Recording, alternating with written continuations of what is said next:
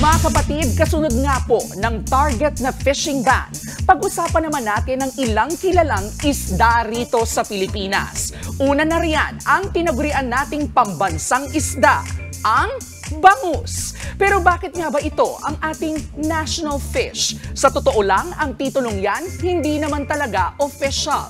Wala pa naman kasing batas na formal na nagdedeklara na ang bangus ang ating pambansang isda o kahit na nga ano pang isda.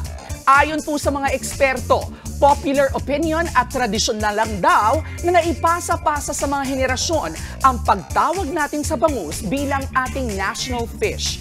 Pero ngayong wala pa rin opisyal na national fish ang bansa, marami ang nagsasabing pupwede dyan ang grouper o mas kilala bilang ang lapu-lapu.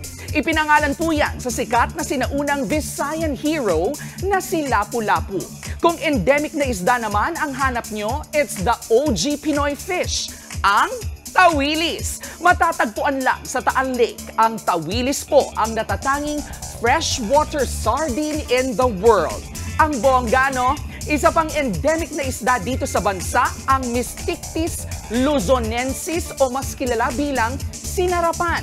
Yan lang naman ang pinakamaliit na commercial fish o nabibiling isda sa merkado sa buong mundo. Yun nga lang, endangered na ang sinarapan. Napapasobra na kasi ang panguhuli rito sa Bicol River System. Sinasabayan pa yan ng pagdami ng kanilang mga predator sa kanilang mga tirahan. Mga kapatid, ika nga po sa kasabihan, there's plenty of fish in the sea. Pero kung hindi naman natin sila iingatan, baka ang ating mga katubigan tuluyan ng maging empty. Fish tayo, and always remember, ang K-alaman ay K-yamanan. K? Okay. Mga kapatid, Julius Babaw po. Iba na ang may alam at may pakialam sa panahon ngayon. Huwag maging huli at maging una sa lahat sa balitaan.